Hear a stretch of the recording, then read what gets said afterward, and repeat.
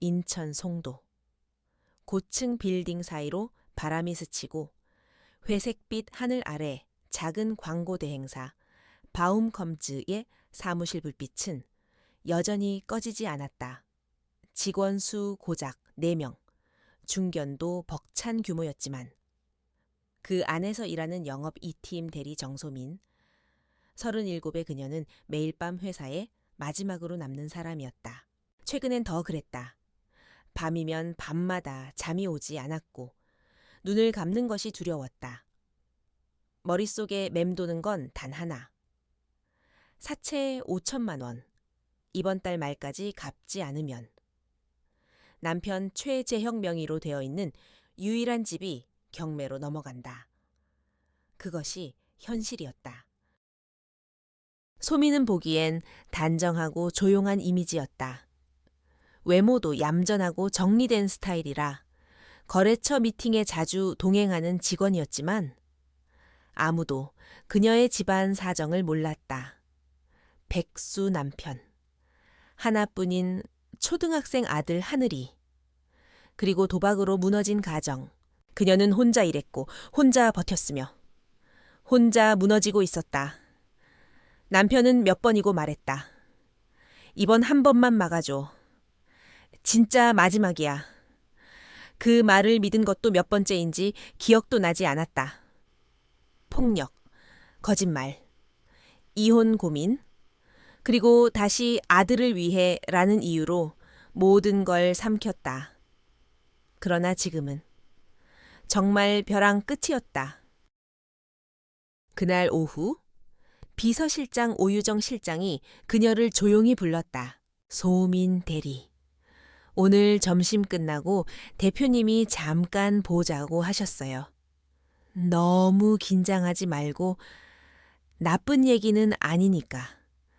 소민은 눈을 동그랗게 떴다. 대표님이 나를. 서도윤 대표, 58. 늘 정장 차림의 말투는 부드럽지만 선을 넘을 줄 아는 남자. 직원들에게 무관심하지도 다정하지도 않은 말 그대로 계산이 정확한 사람이었다. 정소민은 조용히 대표실 문을 두드렸다. 들어오세요. 문 너머의 목소리는 언제나처럼 정중했다. 정 대리, 저번 주 프레젠테이션 잘 봤습니다. 입사한 지 이제 3년이죠. 늘 성실하게 일하는 거 알고 있어요. 그 말에 소민은 당황한 듯 고개를 숙였다. 감사합니다. 대표님 앞에 서는 것만으로도 과분하네요. 서 대표는 미소를 머금은 채 의자에 기대 앉았다. 그리고 천천히 말을 이었다. 정 대리, 내가 비서실장 통해 개인적인 얘기를 조금 들었어요. 소민의 얼굴이 순간 붉게 달아올랐다. 괜찮습니다. 회사와 상관없는 일이라 걱정 안 하셔도 됩니다. 그러자 서 대표는 조용히 비서실장을 내보냈다. 민감한 이야기 같아서요. 우리 둘만 얘기하는 게 좋겠네요. 편하게 말씀해 보세요. 우리 회사는 하나의 가족이잖아요. 그 한마디의 소민은 결국 무너졌다. 숨기고 참았던 이야기를 조심스럽게 꺼냈다. 사채 문제, 무능한 남편, 아이에 대한 죄책감. 서도윤은 그녀의 말을 조용히 들었다. 눈빛은 차분했고 태도는 부드러웠지만 어딘가 무서운 기운이 감돌았다. 그는 갑자기 서랍을 열었다. 한 장의 서류를 꺼내며 말했다. 정 대리, 내가 도와줄 수 있습니다. 5천만 원. 이자 없이 36개월. 월 140만 원씩. 조건 하나만 받아들인다면요. 소민의 손끝이 떨렸다. 조건이요. 서 대표는 서류를 펼치며 조용히 말했다. 상환일을 어기면 제가 요청하는 어떤 일이든 따라야 한다는 조항. 당신이 직접 말한 거였죠. 못 지키면 뭐든 시키시는 대로 하겠습니다. 소미는 멍해졌다. 그저 말뿐이었던 문장이 문서가 되어 돌아왔다. 할 수 있겠어요. 소미는 입술을 깨물며 조용히 말했다. 네, 그렇게 해주세요. 제발 도와주세요. 서 대표는 입꼬리를 천천히 올렸다. 좋습니다. 그럼 서명해 주세요. 그녀는 떨리는 손으로 서류에 서명했다. 사적 보상 가능이라는 문장이 마지막에 선명하게 적혀 있었다. 그것은 법적으로도 모호했고 도덕적으로도 불쾌했다. 하지만 지금 그녀에겐 선택지가 없었다. 그날 저녁, 소민의 통장에 알림이 떴다. 입금 5천만 원, 서도윤 그 순간. 안도감과 동시에 식은땀이 났다. 이 남자. 정말 계산적이다. 정소민이 5천만 원을 송금받은 지 이틀 후 회사 인사공지가 조용히 내려왔다. 영업 2팀 정소민 대리는 내부 기획력 강화 및 대표 보좌 효율성 강화를 위해 비서실로 전환 배치됩니다. 소민은 그 문장을 여러 번 읽었다. 이유는 기획력과 업무 신뢰도 때문이라고 했지만 그녀는 알고 있었다. 이건 단순한 인사 이동이 아닌 계약 이행의 첫 걸음이었다. 소민 씨, 축하드려요. 비서실장 오유정이 웃으며 말했다. 대표님이 직접 칭찬하셨어요. 신뢰가 깊은 분이라고. 소민은 억지 미소를 지었다. 감사합니다. 진심은 없었다. 입꼬리만 움직였을 뿐. 출근 시간, 그녀는 서 대표의 전용차 뒷좌석에 앉아 있었다. 조수석엔 오 실장이 탔다. 운전기사는 아무 말도 없이 도로를 달렸다. 정 대리. 출근 동행은 한동안 지속될 거예요. 대표님 지시사항이에요. 불편하더라도 이해해 주세요. 소민은 창밖만 바라보았다. 이미 불편함은 일상이 된 지 오래였다. 회사에 도착한 뒤 비서실 책상엔 이름표가 새로 붙어 있었다. 정소민 대리. 그 아래 조그맣게 쓰인 글자. 대표 전담 보좌. 첫 업무는 단순한 미팅 동행이었다. 서도윤 대표는 아침부터 고급 정장을 차려입고 사무실로 들어왔다. 소민 씨, 오늘은 오후 3시에 아벨라 호텔 라운지에서 프라임 코어 마케팅팀 미팅이 있어요. 함께 가죠. 네, 알겠습니다. 미팅 중. 그는 의외로 매너 있었다. 소민에게 말할 땐 항상 존댓말. 눈빛도 부드러웠다. 하지만 그 안에서 느껴지는 소유감. 그것이 그녀를 더 불편하게 만들었다. 저녁 무렵 퇴근 준비를 하던 소민에게 메신저 알림이 떴다. 서도윤 대표, 오늘 18시 아벨라 호텔 1앵오루 2호입니다. 비서실엔 제가 지시해 둘게요. 그 문장을 보는 순간 소민의 숨이 가빠졌다. 시작됐다. 계약의 진짜 이행. 그날 밤. 그녀는 아벨라 호텔 앞에 홀로 섰다. 우산도 없이 빗속에 젖은 채. 7252호라는 숫자 앞에서 몇 번이고 망설였다. 도망치고 싶었다. 하지만 갈 곳이 없었다. 문을 열자. 서 대표는 늘 그렇듯 깔끔한 셔츠 차림이었다. 테이블 위엔 와인 한 병과 2개의 잔, 들어와요. 그 말에 소민은 조용히 고개를 끄덕였다. 그는 와인을 따르며 말했다. 편하게 생각하세요. 이건 계약입니다. 당신이 선택했고 나는 조건을 제공했을 뿐. 소민은 고개를 떨구었다. 알고 있어요. 불이 꺼지고 방 안은 어둠과 침묵으로 가득 찼다. 그의 손길은 무자비하지도 다정하지도 않았다. 그저 계약의 이행자. 소민은 눈을 감고 속으로 숫자를 새기기 시작했다. 하나. 오늘이 첫 번째야? 4, 9번. 남았어? 그날 이후 그녀는 매일같이 거울 앞에 섰다. 입술은 말라 있었고 눈가는 퀭했다. 감정이 사라지고 있었다. 출근 첫날 오유정 실장이 조심스럽게 물었다. 소민 씨, 요즘 많이 피곤해 보여요? 무슨 일 있나요? 소민은 고개를 저었다. 괜찮아요. 그냥 잠을 좀 못 잤을 뿐이에요. 그 말 속엔 수많은 밤들이 들어 있었다. 씻어도 씻기지 않는 손자국, 몸에 남은 흔적들, N번째, 4번째, 5번째. 소민은 호텔, 오피스텔, 레지던스를 돌며 조용히 숫자를 기록했다. 아벨라 1. 리버 뷰타운 2. 역삼 더힐 3. 청라 그랜드룸 4. 그녀는 기록자였다. 피해자이자 증거자. 와중에 서 대표는 점점 이상한 기류를 보였다.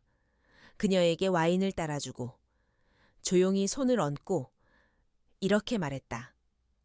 요즘 나한테 불편해졌어요. 소민은 조용히 웃으며 말했다. 계약대로 하고 있어요. 대표님. 그 웃음엔 온기가 없었다. 차가운 유리 조각처럼 반짝일 뿐. 16번째 날 밤. 그는 그녀의 뺨을 어루만지며 물었다. 힘들진 않아요. 소민은 아무 말 없이 침대 위로 몸을 돌렸다. 그를 거부하지도 받아들이지도 않았다. 그의 손은 공허한 공간을 떠돌았고 결국 멈췄다. 그리고 소민은 조용히 녹음 버튼을 눌렀다. 녹음 시작. 15회차. 대표 감정 개입 추정 발언. 회사에서는 아무 일도 없었다.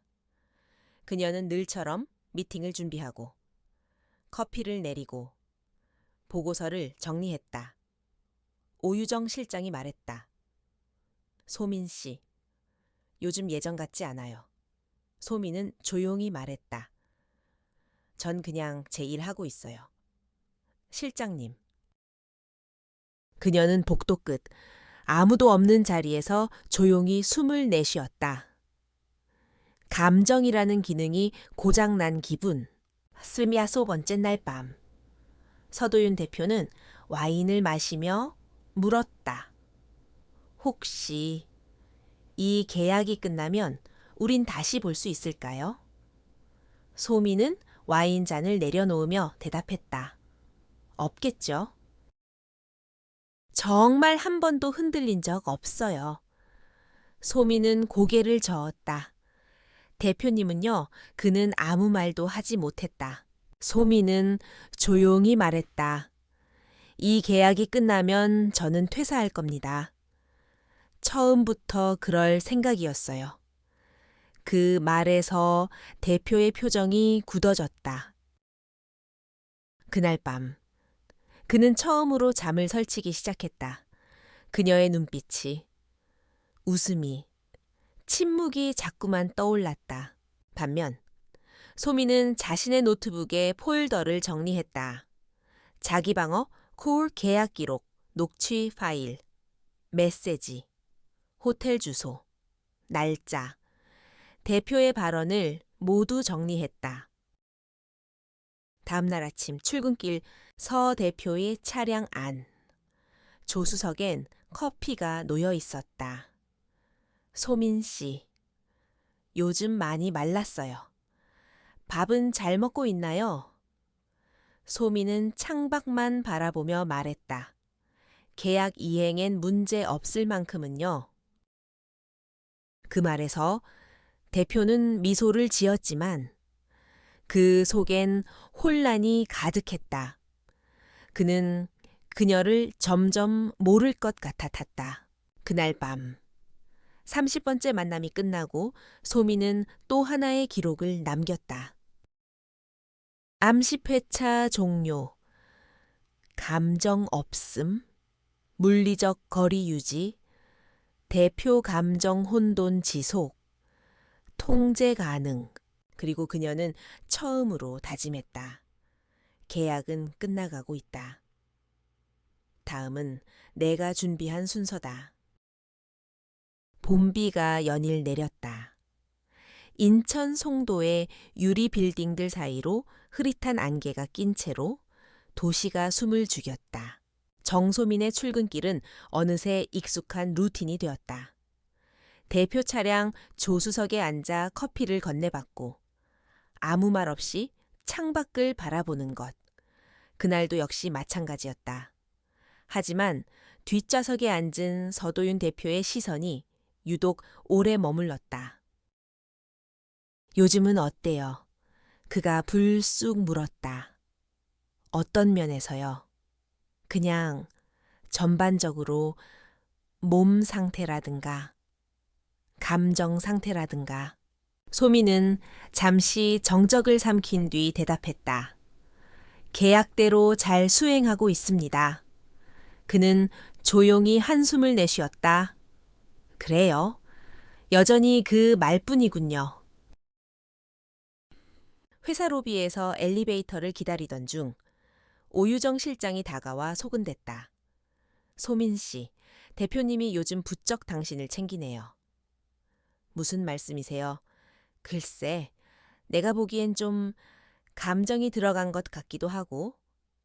소민은 담담하게 말했다. 대표님은 계산적인 분이에요. 감정보다는 이해관계를 따지죠. 그러나 그녀 역시 어느 순간부터 그가 계산 너머에 무언가를 품고 있다는 걸 느끼고 있었다. 회식 후 술자리를 제안하는 횟수가 늘어났고 대화의 말미에 그가 묻는 질문들도 달라졌다. 혹시 요즘 내가 불편해요 아니요? 내가 조금만 더 다정하면 우리 관계가 달라질 수도 있을까요, 대표님? 이건 계약입니다. 그 이상은 없어요. 그날 밤 그는 아무것도 하지 않았다. 호텔 스위트룸, 두 사람, 와인 한 병. 그러나 그는 침대가 아닌 소파에 앉아 밤을 새웠다. 소민은 침묵했고 그는 천장을 바라보며 혼잣말했다. 나는 당신을 감정 없이 대하지 못하겠어요. 32번째 만남.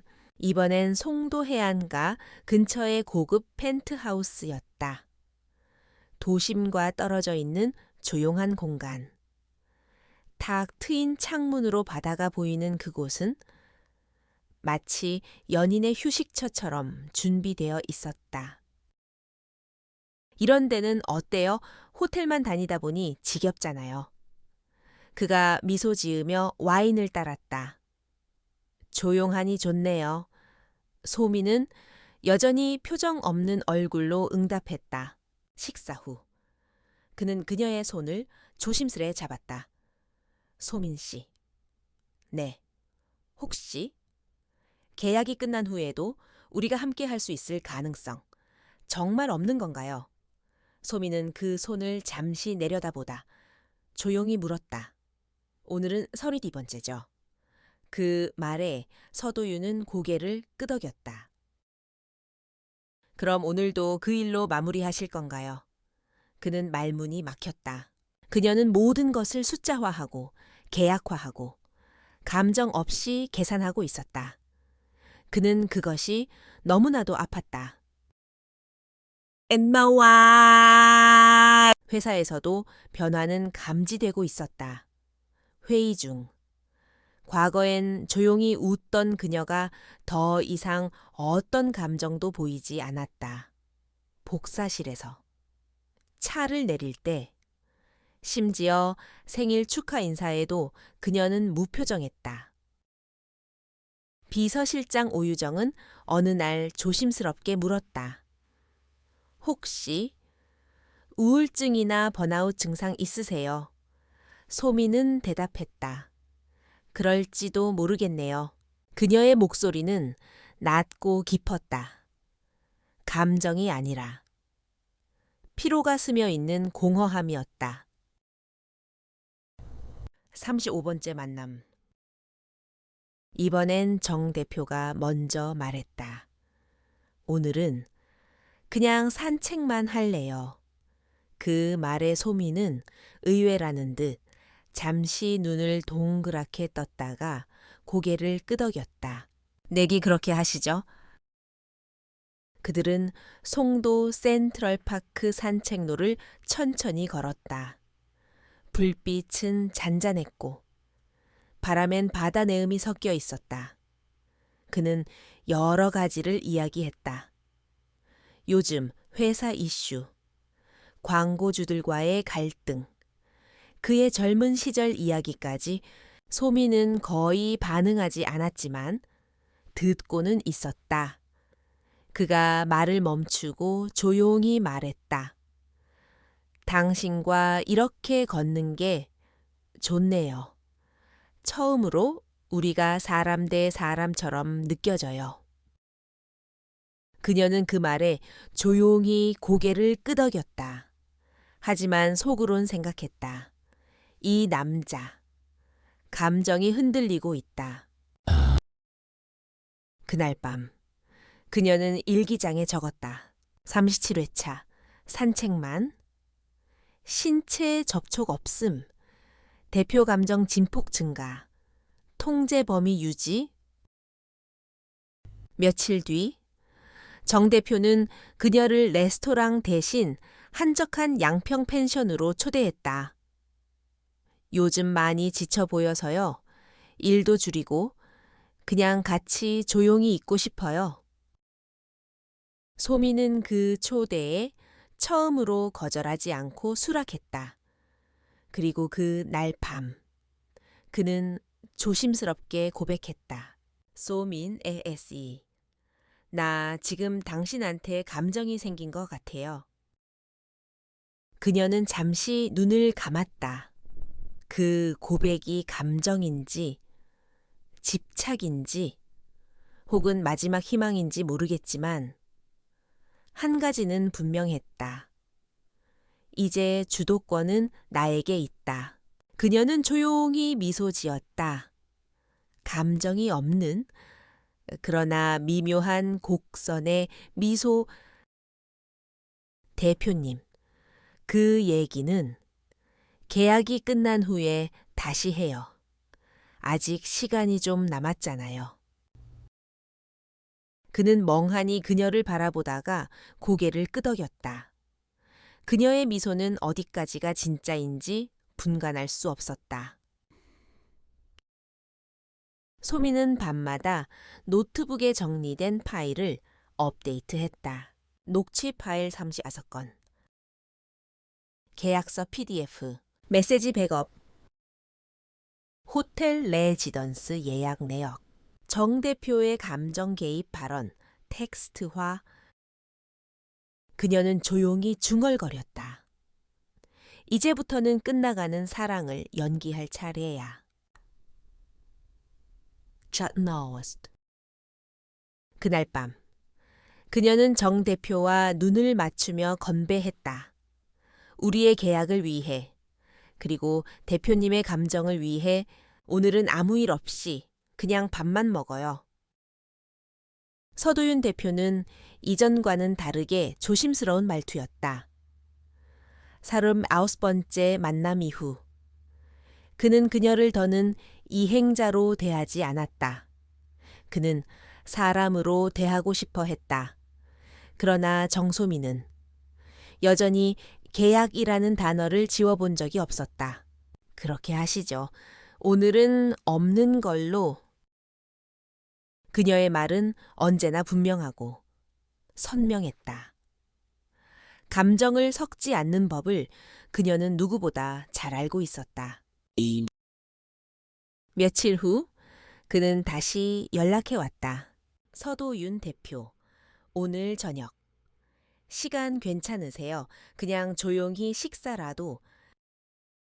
소미는 잠시 고민한 듯 보였지만 빠르게 답장을 보냈다.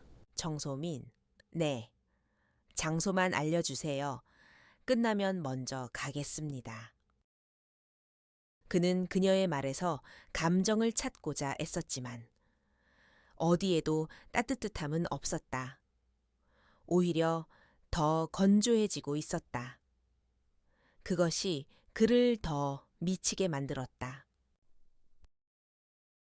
그날 저녁, 송도 센트럴파크 근처의 고급 이탈리안 레스토랑. 창가 자리에 나란히 앉은 두 사람. 요즘은 어때요? 서 대표가 와인을 따르며 조용히 물었다. 그냥 일처럼 하고 있어요. 그 말에 그는 조용히 한숨을 내쉬었다. 난 요즘 계속 생각해요. 계약이 아니었다면 어땠을까? 소미는 와인잔을 내려놓으며 답했다. 하지만 계약이었지요. 그게 시작이었고 아직도 진행 중이고요. 그녀는 조용히 일어섰다. 오늘은 일 없었으니 각자 집으로 돌아가는 거죠. 그 말에 서도윤은 깊게 고개를 숙였다. 그녀는 철저히 선을 지켰다. 그 어떤 틈도 허락하지 않았다.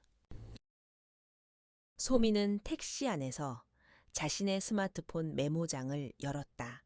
37회차. 식사만. 신체 접촉 없음. 대표 감정 동요, 명확. 시선 고정 빈도 증가. 자가 통제력 약화 경향.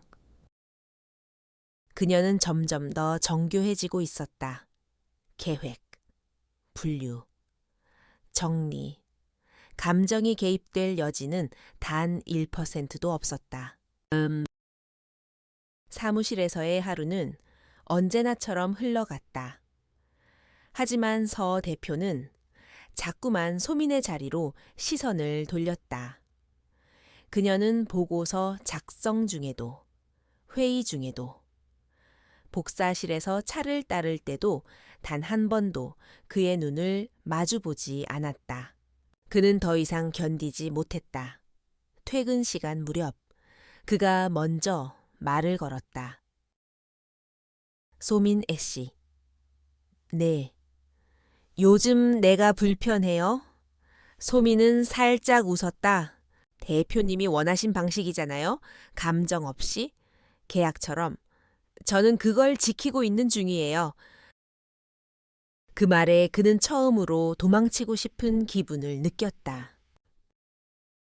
그날 밤 그는 혼자 펜트하우스 거실에 앉아 있었다. 모든 것이 완벽하게 준비된 공간. 고급 와인, 조명, 음악, 그러나 아무 의미 없었다. 그는 소민에게 메시지를 보냈다. 오늘은 오지 않아도 됩니다. 너무 지쳐 보이네요. 소민은 메시지를 보고 조용히 창문을 열었다. 밤 공기가 차가웠다. 그녀는 작은 녹음기 버튼을 눌렀다. 녹음 시작. 서 대표. 계약 무효 요청 명분 발언 기록 1차 확보. 며칠 후 정소민은 남편 최재혁과 마주 앉아 있었다. 그는 어색하게 웃으며 말했다. 나 일 구했어. 건설 현장 경비직이긴 하지만 고정 수입은 생겼다. 그래요. 축하해요. 우리 이제 다시 잘해보자. 소민은 조용히 고개를 끄덕였다. 그러나 눈빛엔 아무것도 담겨 있지 않았다. 그날 밤 그녀는 일기장에 또 적었다. 남편과 대화, 이혼 협의 중, 감정 없음, 아이와의 단독 대화 필요, 대표와의 동시 심리 조작 계획 유지. 329번째 만남. 이번엔 호텔이 아니었다. 소민의 요청으로 그냥 카페였다. 대표는 기대 섞인 눈빛으로 묻는다. 요즘 당신 얼굴이 좀 달라졌어요. 뭔가 부드러워졌달까. 소민은 고개를 숙이며 말했다. 대표님 생각을 요즘 자주 해요. 그 말에 그는 놀라며 잔을 놓았다. 진짜예요? 처음엔 아니었어요. 그냥 견디기 위한 일이었죠. 하지만 그녀는 말을 끊고 조용히 웃었다. 그 웃음은 그에게 구원처럼 보였다. 그러나 그녀는 메모장에 적는다. 감정 기만 테스트 성공. 대표 반응 빠름. 심장 박동 확인. 손 떨림 관찰됨. 피드백 우세. 그날 밤 그는 그녀를 안고 말했다. 혹시 계약 끝나고도 당신과 함께 할 수 있을까? 그녀는 조용히 속삭였다. 계약이 끝나면 다시 얘기해요. 지금은 아직. 서 대표는 침대에서 그녀의 손을 꼭 잡았다. 그의 눈엔 눈물이 맺혀 있었다. 그녀는 그 모든 것을 기록하고 있었다. 사무실 복도에서 마주친 어느 날, 그는 말했다. 오늘은 40번째네요. 10번 남았어요. 소민은 웃으며 대답했다. 갓 끝나겠죠. 그녀는 숫자를 셀 줄 아는 여자였다. 그리고 끝낼 준비가 된 여자였다. 그날 밤 그녀는 또 하나의 문서를 작성했다. 자기 방어용 감정 기록 40회차. 대표 감정 명시 발언, 획득, 강제성 희석 시점 파악 완료. 계약 이후 위자료 협상 전환 준비. 그녀는 조용히 중얼거렸다. 이제 곧 마지막이야. 그리고 나는 자유로워질 거야. 이제 겨우 10번. 50회 중 40회가 끝났다는 건 끝이 보인다는 뜻이었다.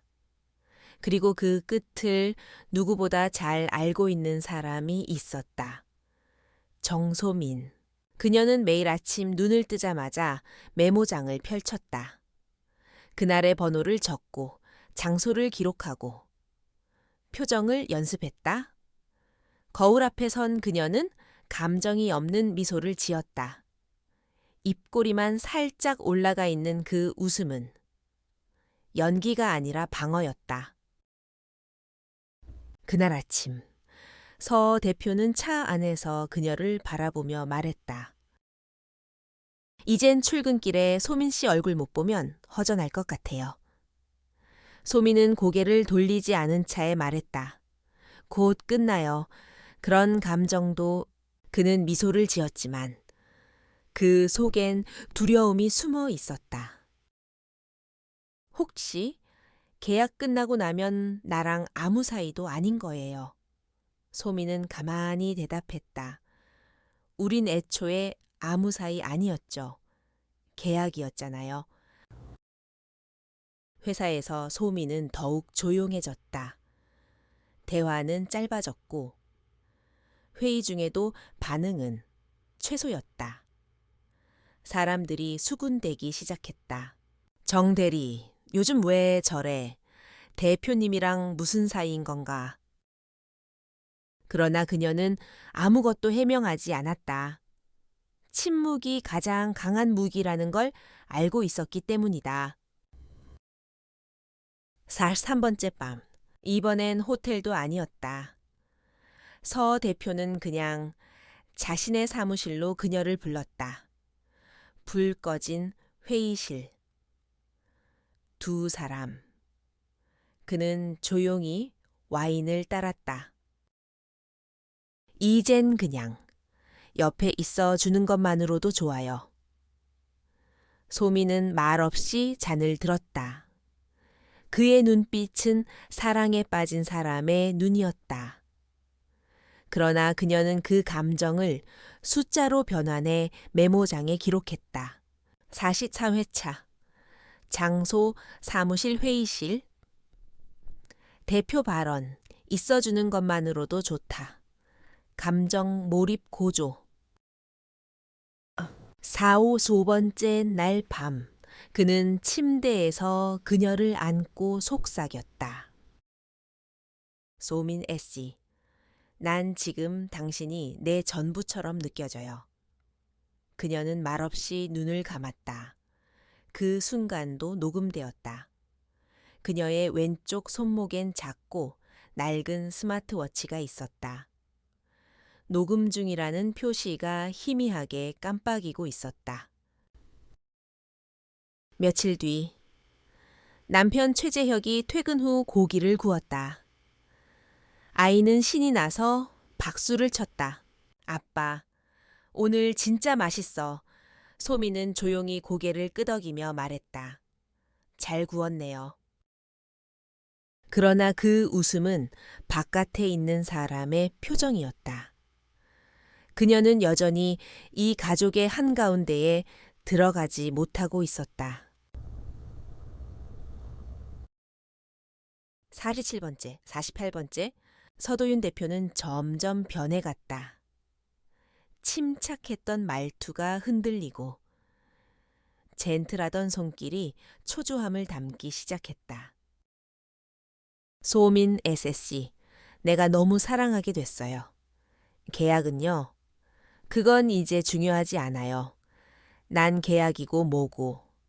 그냥 당신이 좋다고요. 그녀는 조용히 미소 지었다.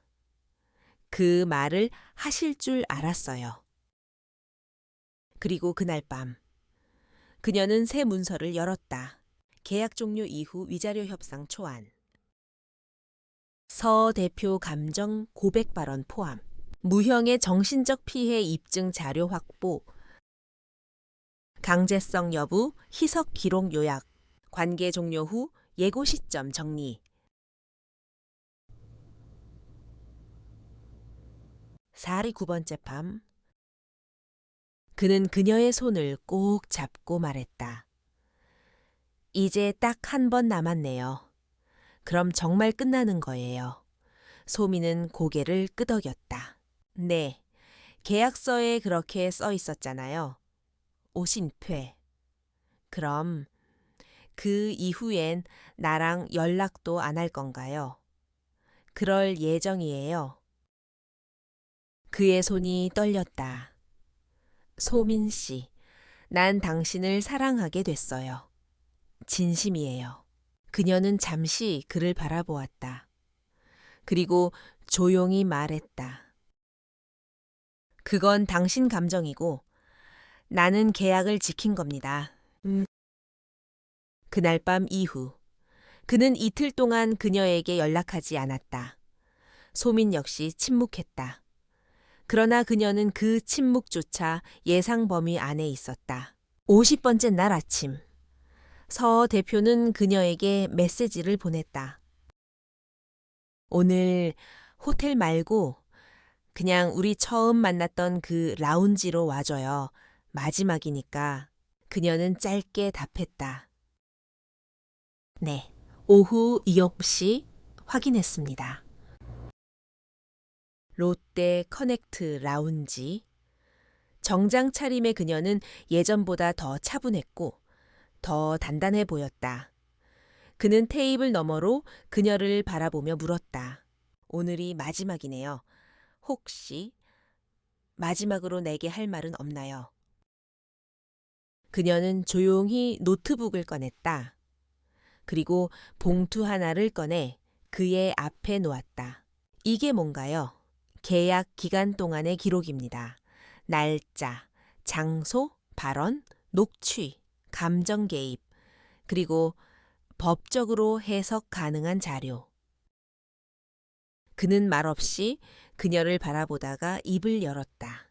이거 협박하겠다는 거예요. 니오, 대가를 요구하는 거예요?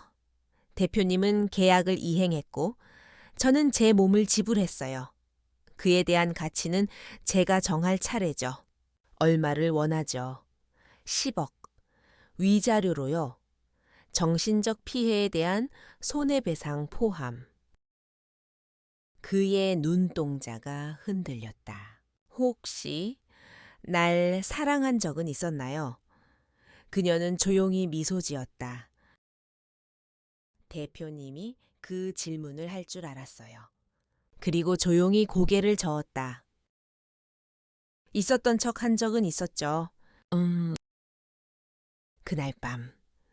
그녀는 마포의 전셋집에 계약서 인감을 찍고 돌아와 아들과 함께 라면을 끓였다.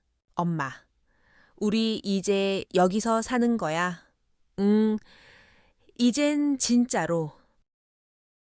아이는 환하게 웃었고 그녀는 처음으로 조금 긴장을 풀었다. 창밖엔 봄비가 흩날렸다. 그녀는 스마트폰을 열고 Contract Evidence zip 폴더를 완전히 삭제했다. 다음 날 아침 서도윤 대표는 사무실에서 혼자 남아 그녀가 마지막으로 남긴 편지를 수십 번 읽었다. 계약 종료, 감정 없음, 감사했습니다. 그는 눈을 감고 의자에 앉아 조용히 중얼거렸다. 이젠 아무것도 가진 게 없구나. 정소민이 떠난 다음 날, 서도윤 대표는 출근하지 않았다. 그의 사무실은 여느 때처럼 조용했고, 비서실 직원들은 아무 말도 하지 않았다. 보고서는 올라왔고, 전화는 울렸지만 그는 그 어떤 것도 손에 잡지 못했다. 책상 위엔 그녀가 남긴 마지막 문장이 쓰인 메모 한 장이 있었다. 계약 종료, 감정 없음, 감사했습니다. 그는 그 문장을 수십 번 되읽었다.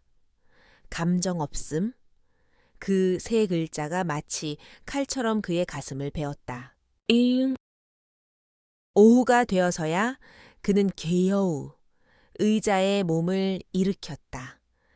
노트북을 켜고 그녀와의 메시지를 처음부터 끝까지 다시 읽었다. 정소민, 오늘 힘들면 쉬세요. 정말 감사합니다. 노력할게요. 다음엔 호텔 말고 좀 다른 데로 가요. 알겠습니다. 장소만 알려주세요. 그녀의 말들은 항상 정중했고, 그러나 이제 보니 단 한 번도 사적인 감정은 없었다. 그는 알았다. 자신만 감정에 빠졌다는 것을. 사흘째, 그녀는 연락을 받지 않았다. 전화를 걸면 전원이 꺼져 있습니다라는 메시지만 메신저는 읽지 않았고 그녀의 SNS 계정은 사라져 있었다. 그는 패닉 상태였다. 소민 씨, 도대체 어디 있는 거야? 그는 그녀와 함께 갔던 호텔, 카페, 식당, 프레젠테이션 사무실까지 모두 찾아다녔다. 하지만 어디에도 그녀는 없었다. 완벽히 사라진 사람이었다. 5일 후 인사팀에서 보고가 올라왔다. 보고서 영업 2팀 정소민 대리. 지난주부로 퇴사 완료. 퇴직금 및 연차 수당 지급 완료. 사내 시스템 개정 삭제 완료. 인사기록 보관 3년 예정. 서도윤은 보고서를 내려다보다가 책상 위에 주먹을 내리쳤다. 토회사라니 그걸 말도 없이. 비서실장 오유정이 조심스레 말했다. 대표님, 본인이 자진 퇴사하셨고 주소도 남기지 않으셨습니다. 개인적인 사유라고만 연락처는 없습니다. 기존 번호도 해지하신 듯합니다. 그는 말을 잃었다. 그날 밤 그는 위스키 한 병을 다 비우고 창밖을 바라보며 중얼거렸다. 그럼 진짜 끝인 건가? 그리고 조용히 그녀의 마지막 봉투를 꺼냈다. 계약 내용, 대화 녹취, 메신저 기록 요약, 그리고 마지막 장엔 단 한 줄이 적혀 있었다. 위자료 협의 요청 10억 원. 사적 강요 및 정신적 피해에 대한 손해배상 청구 예정. 그 순간 그는 서류를 바닥에 떨어뜨렸다. 10억. 날 버리고, 날 팔고. 이제는 날 상대로 소송까지 하겠다는 거야. 그는 처음으로 그녀가 얼마나 준비되어 있었는지를 깨달았다. 그녀는 감정을 숨기고 있었던 게 아니라 애초에 감정을 허락하지 않았던 사람이었다. 며칠 후 정소민의 변호사 명의로 된 내용 증명서가 도착했다. 수신 주식회사 바움컴즈 대표, 서도윤 발신 법무법인 정규 코시 대리인 변호사, 장서연 제목 위자료 협의 및 강제 계약 관계 관련 법적 통보. 서 대표는 서류를 든 채 한참을 말없이 앉아 있었다. 그 안에는 그녀의 세밀한 기록이 첨부되어 있었다.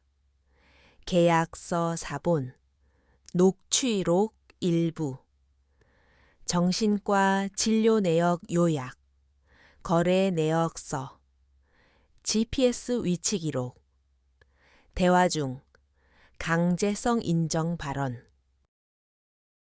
그리고 마지막 문장 본건은 형사 절차를 고려하지 않으며 민사상 자율적 합의로 종결하길 요청드립니다. 그는 자신의 손이 떨리고 있다는 걸 느꼈다. 그가 애써 감춘 감정이 이제는 법적 문서로 되돌아오고 있었다. 정소민은 그 시각 양양 바닷가 마을의 조용한 펜션에서 아들과 나란히 저녁을 먹고 있었다. 엄마, 우리 이사해서 좋다. 친구도 사귀었어. 그래, 하늘아. 이젠 우리 진짜로 다시 시작하는 거야. 그녀는 손에 쥐고 있던 공깃밥을 조심스럽게 내려놓았다. 이제 이 손으로 아이를 위해, 자신을 위해 밥을 지을 것이다. 밤이 되자 그녀는 작은 서재로 들어가 새로 연 사업자 등록증을 펼쳐놓았다. 사업체명 소리 없이 강하다.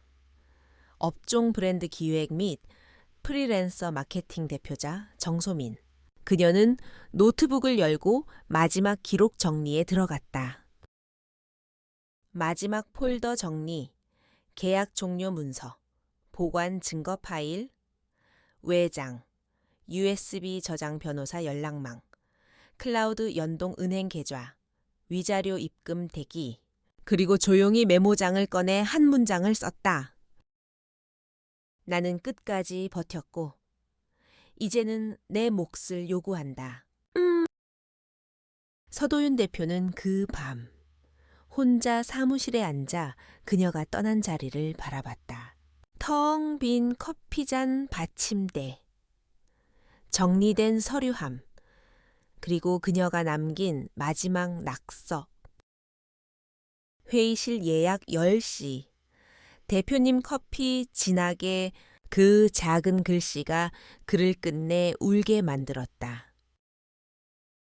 그는 스마트폰을 들고 그녀의 번호로 마지막 전화를 걸었다. 죄송합니다. 이 번호는 현재 없는 번호입니다. 그는 조용히 전화를 끊고 책상에 이마를 박은 채 중얼거렸다. 소민 에셋이 이대로 진짜 끝내는 거예요. 그러나 대답은 돌아오지 않았다. 대답할 사람은 이미 그를 떠나 있었다. 회사의 17층. 대표실 창밖엔 봄비가 줄기차게 내리고 있었다. 서도윤은 넥타이도 매지 않은 채 회의실에 앉아 있었다. 테이블 한가운데 놓인 서류 뭉치. 표지에는 선명하게 적혀 있었다. 위자료 합의서 청구인 정소민 청구 금액 10억 원 사유, 정신적 피해 및 비도덕적 강제 계약 관계 조건, 제3자 비공개, 언론 접촉 금지. 그는 서류를 들고 한참을 말이 없었다. 손끝이 떨렸고 입술은 굳게 다물려 있었다. 정말 이렇게까지 해야 했던 걸까? 그는 혼잣말처럼 중얼였지만 정답은 이미 알고 있었다. 모든 선택의 시작은 자신이었다. 법무팀장과 변호사가 조심스럽게 입을 열었다. 대표님, 이 건은 형사소송이 아닙니다. 민사 합의로 정리된다면 외부로 새지 않고 마무리 가능합니다. 이현돈도 투자자들도 이 사실을 몰라야 합니다. 이 문서에 서명하시고 즉시 송금하시면 문제는 확산되지 않습니다. 그는 조용히 고개를 끄덕였다. 그날 저녁 회사 지하 주차장에서 그는 한참을 머뭇거리다 차에 올랐다. 그리고 조용히 송금 앱을 열었다.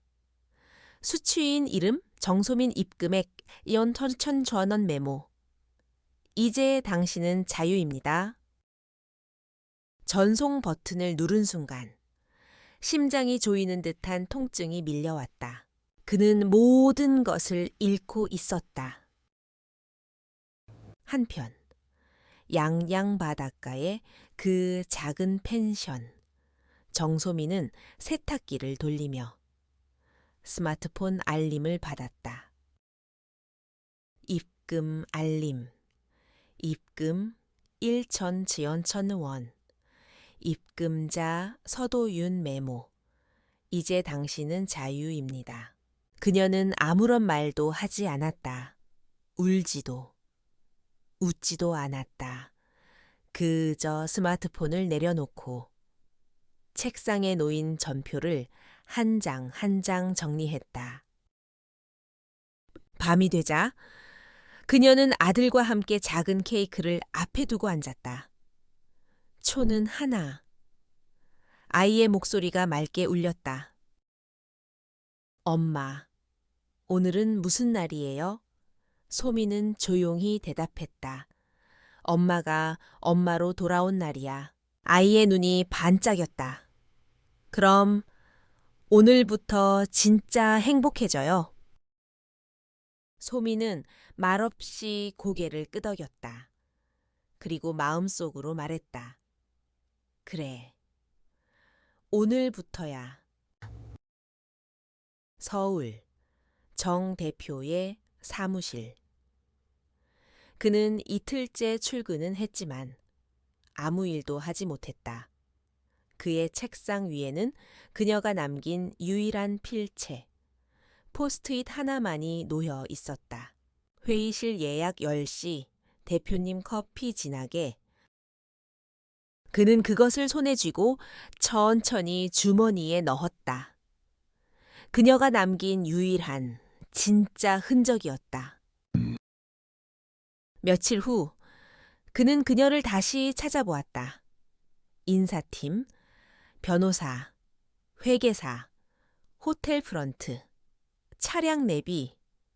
하지만 그녀는 마치 의도적으로 세상에서 사라진 사람처럼 흔적을 남기지 않았다. 그는 그녀의 이름을 입에 올릴 때마다 나한테 감정은 있었냐? 는 그 마지막 질문이 떠올랐다. 그녀는 대답하지 않았다. 그리고 그 침묵이 가장 잔인한 대답이었다. 양양, 그날 아침, 소미는 새벽같이 일어나 시장에 다녀왔다. 가게 옆 간판엔 하음 브랜드 기획소라는 글씨가 조촐하게 걸려 있었다.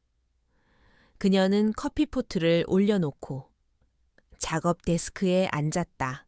노트북 화면엔 새로 받은 브랜드 의뢰서가 열려 있었다. 시골 펜션 마케팅 로고 디자인. 그녀는 정중하게 이메일을 작성했다. 안녕하세요. 해음입니다. 의뢰에 감사합니다. 따뜻한 로컬 브랜드로 성장하시길 바랍니다. 컨셉안 초안 1차는 3일 내에 드리겠습니다. 늘 응원합니다. 정소민 드림. 점심 무렵 아이와 바닷가를 걷던 그녀는 멀리 부서지는 파도를 바라보며 중얼거렸다.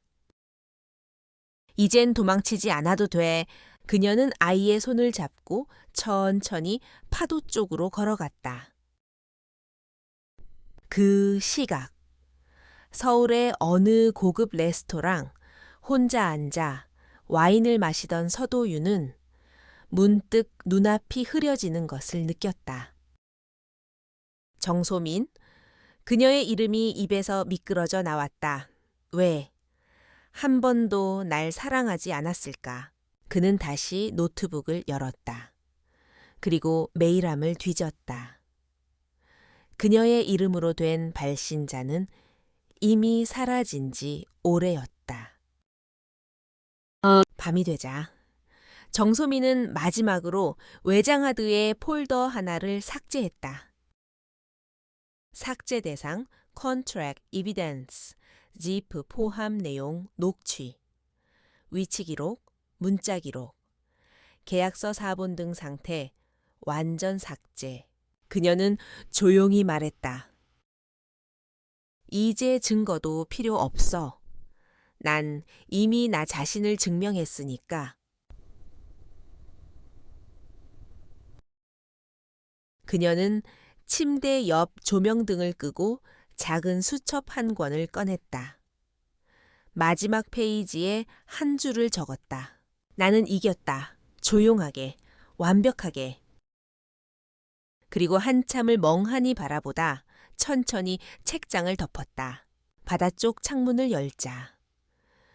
밤바람이 부드럽게 그녀의 머리카락을 스쳤다.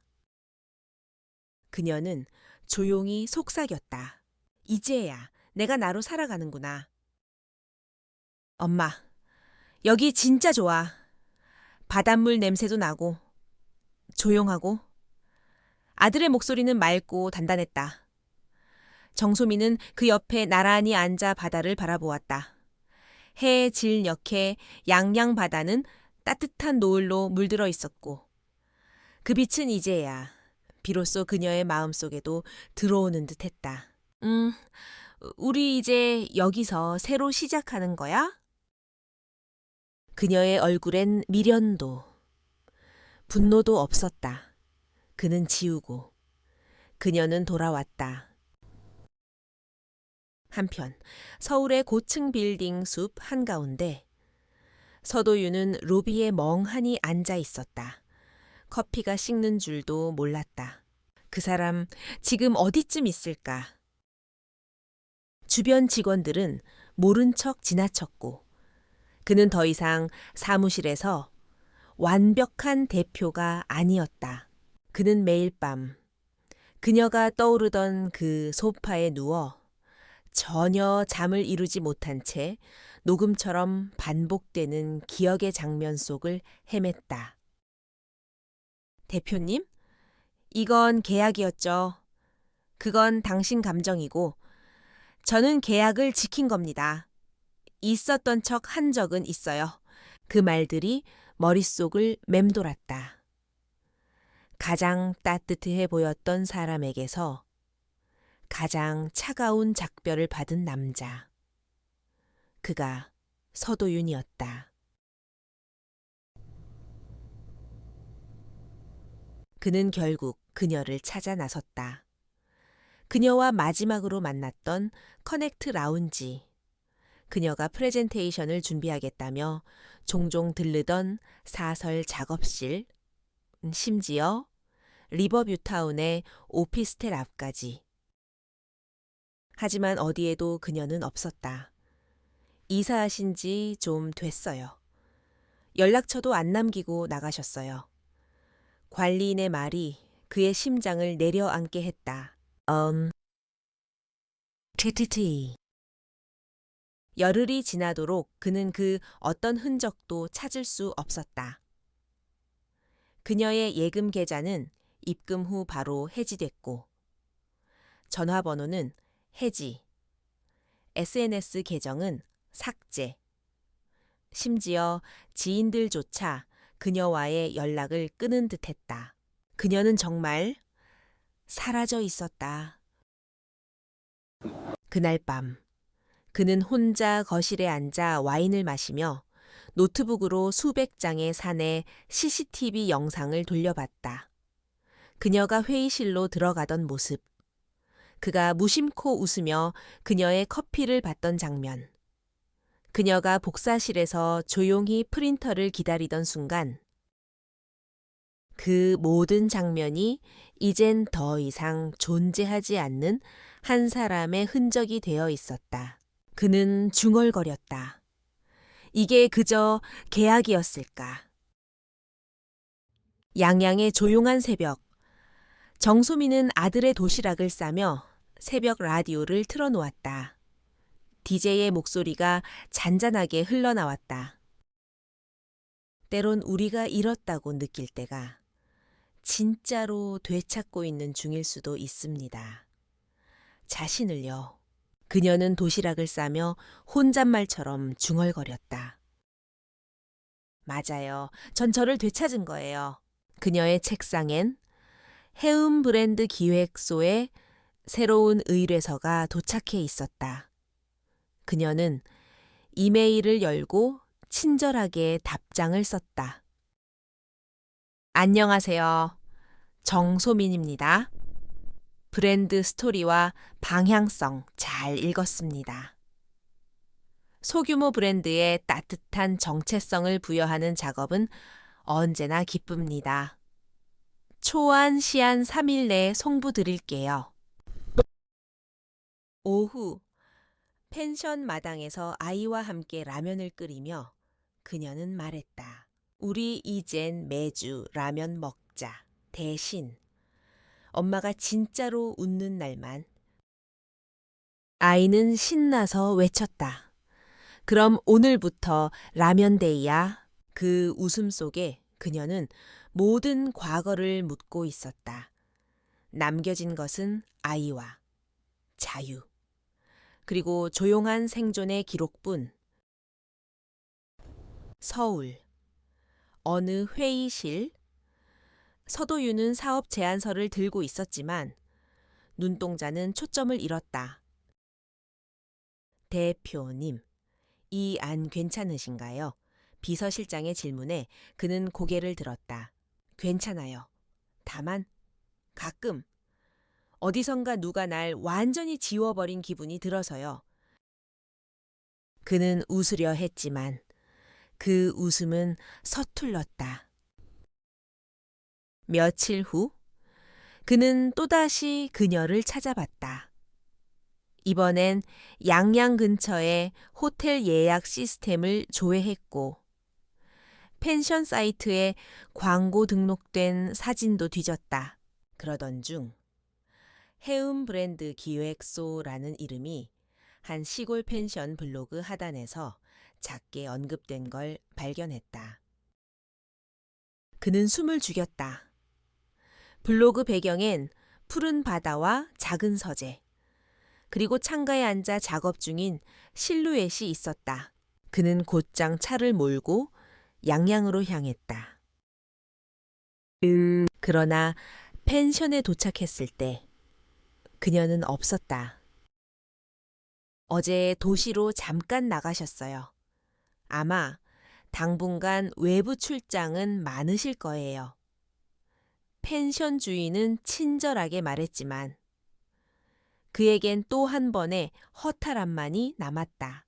그는 한참을 마당에 앉아 그녀가 남긴 흔적도 없는 벤치에 앉아 손끝으로 나무의 감촉을 느꼈다.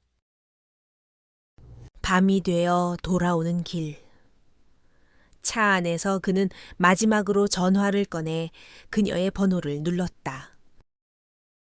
없는 번호입니다. 그는 눈을 감았다. 그리고 깊은 숨을 내쉬며 중얼거렸다. 정소민 씨, 당신은 날 완벽하게 지웠군요.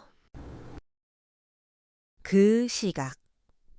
소민은 호텔 로비에서 새로운 거래처 사람을 기다리고 있었다. 아이보리색 블라우스에 검은 슬랙스, 단정한 메이크업. 그녀는 이전보다 훨씬 선명하고 단단한 인상을 풍겼다. 그녀는 미소를 지으며 명함을 건넸다. 해운 브랜드 기획소 대표 정소민입니다. 상대방이 말했다. 와, 이름도 참 따뜻하네요. 해음이라. 무슨 뜻이에요? 소민은 눈웃음을 지으며 대답했다. 제 아들 이름이에요. 그 아이가 제 삶을 다시 시작하게 해줬거든요.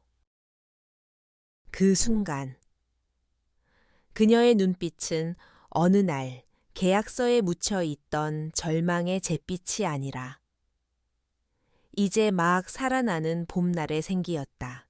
서울 한남동 고급 레지던스 펜트하우스의 거실 한복판에서 서도유는 소파에 반쯤 누운 채 텅 빈 천장을 바라보고 있었다.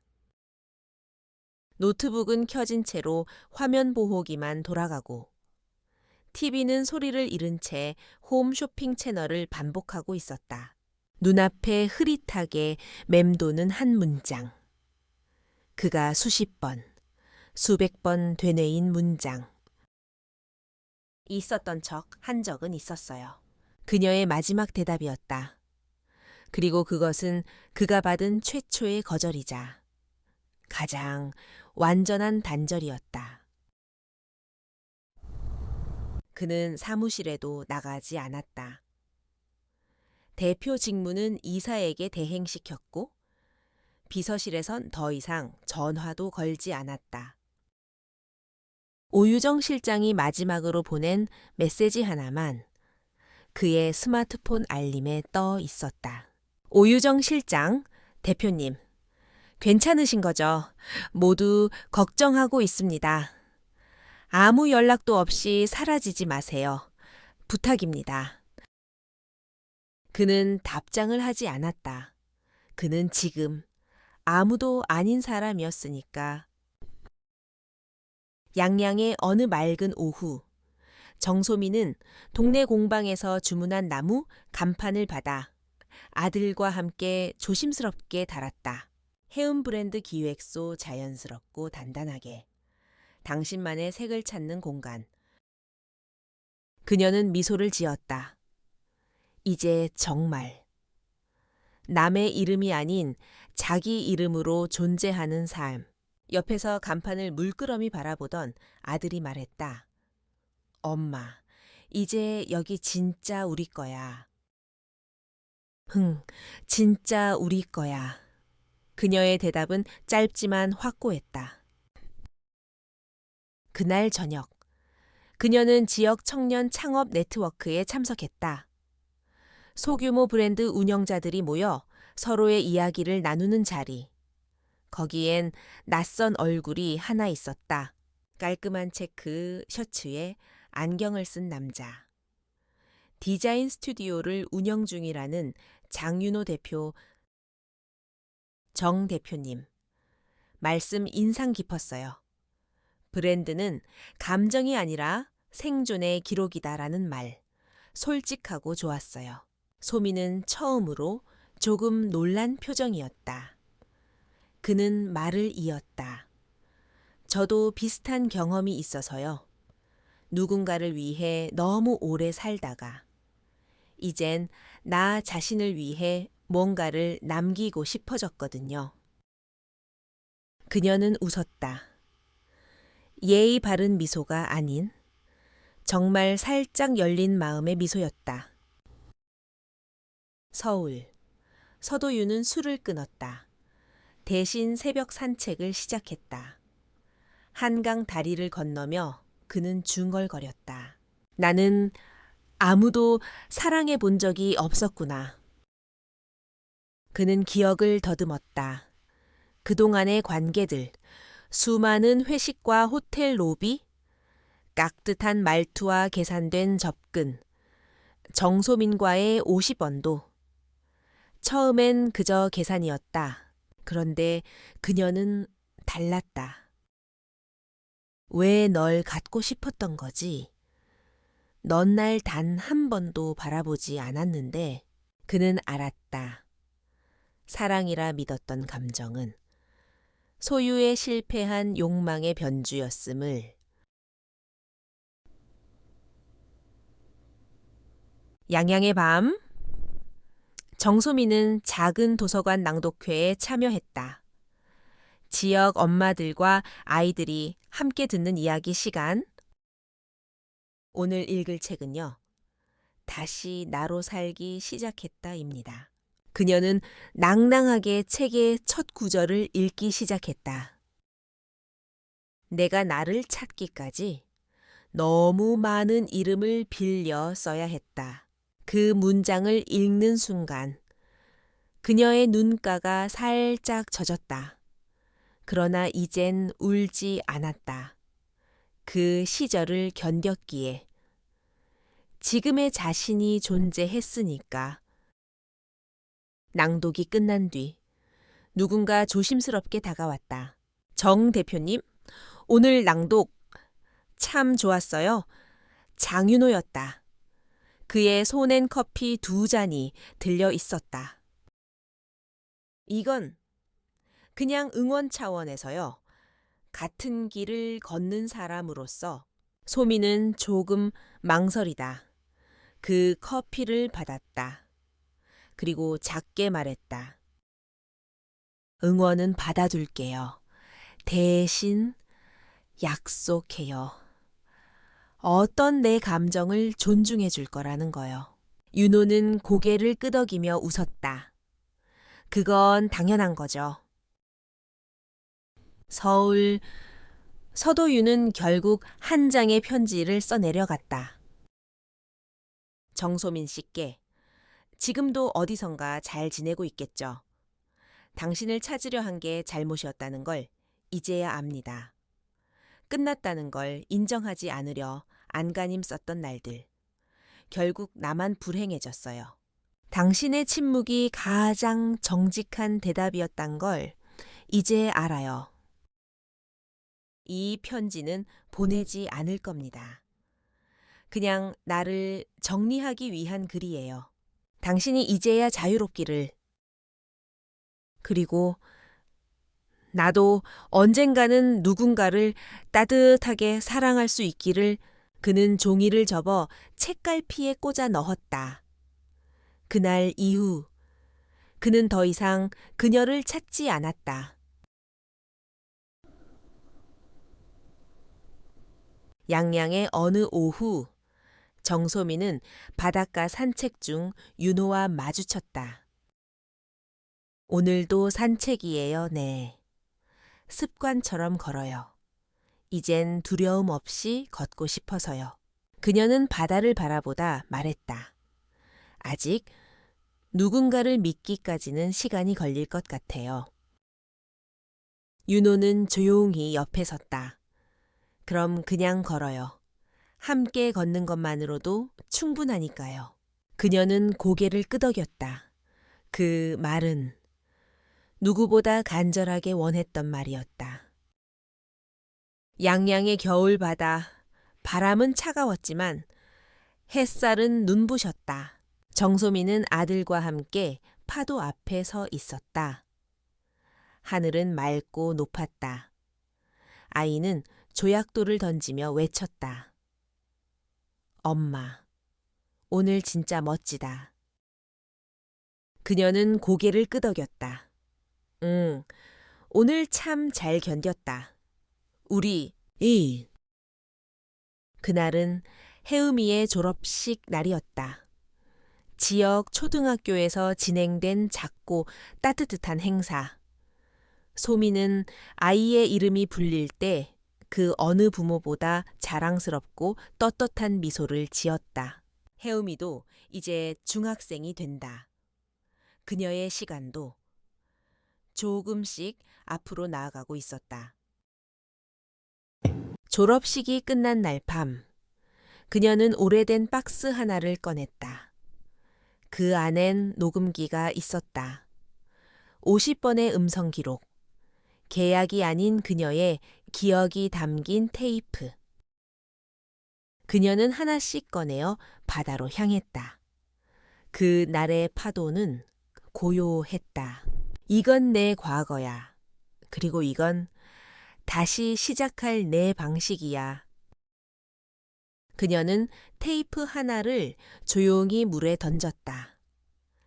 플라스틱이 물에 잠기며 파도에 휩쓸렸다. 그녀는 웃었다. 이젠 아무것도 증명하지 않아도 되었다. 서울의 봄. 서도윤은 머리를 짧게 잘랐다. 정장을 입지 않은 그를 보자 직원들은 놀란 눈으로 쳐다보았다. 대표님, 뭔가 새로 시작하시는 건가요? 그는 고개를 끄덕이며 말했다. 이젠 내가 만든 건 말고 누군가를 위해 남길 수 있는 걸 하고 싶어서요. 그는 회사를 동생에게 맡기고 자신은 대표직에서 물러났다. 그리고 기록재단 설립준비위원회라는 이름의 새 삶을 준비하기 시작했다. 어느 날 그는 편지를 썼다. 이번에는 보내는 편지였다. 정소민 씨께 당신이 이 편지를 받을지 안 받을지는 모르겠지만 그냥 한 번쯤 말하고 싶었습니다. 당신을 계약서의 이름이 아닌 한 사람으로 기억하고 싶다고. 나의 후회는 그걸 너무 늦게 알았다는 거고, 나의 감사는 그걸 당신을 통해 배웠다는 겁니다. 이제는 나도 누군가를 있는 그대로 바라볼 수 있기를 바라며 살아보겠습니다. 잘 지내요. 그리고 정말 고맙습니다. 서도윤 드림. 그는 편지를 밀봉해 보냈다. 양양. 해움 브랜드 기획소 앞으로. 며칠 뒤 소미는 작은 봉투 하나를 받았다. 보낸 사람의 이름을 본 순간 그녀는 가만히 서 있었다.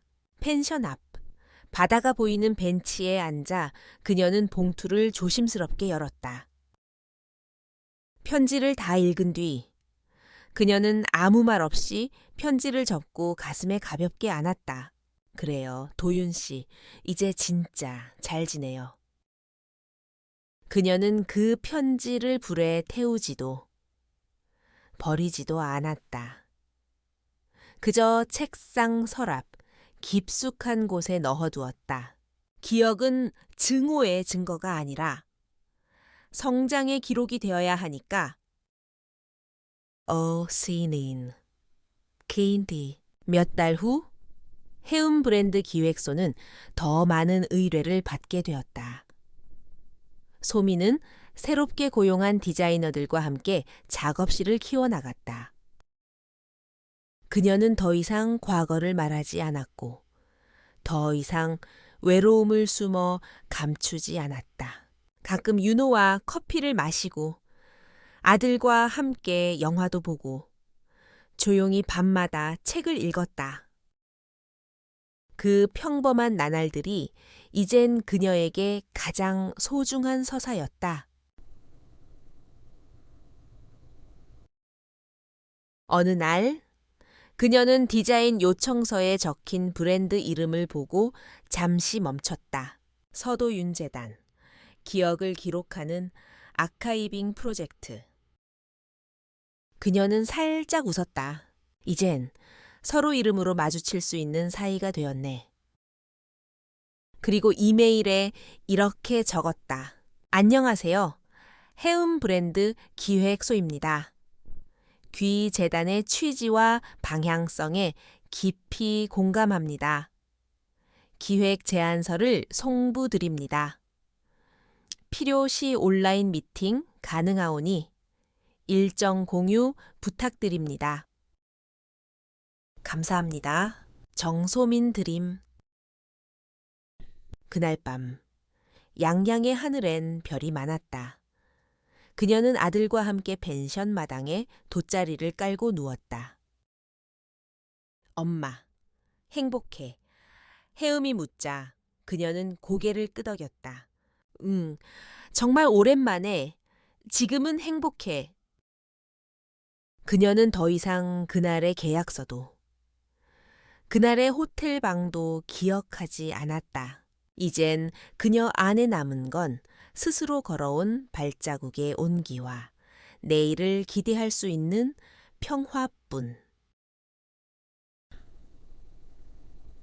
그리고 어딘가 그녀와 한 번도 마주치지 못했지만 편지로 마지막 인사를 남긴 한 남자도 그녀의 삶을 한 줄의 기억으로 소중히 간직하고 있었다. 그것으로 충분했다.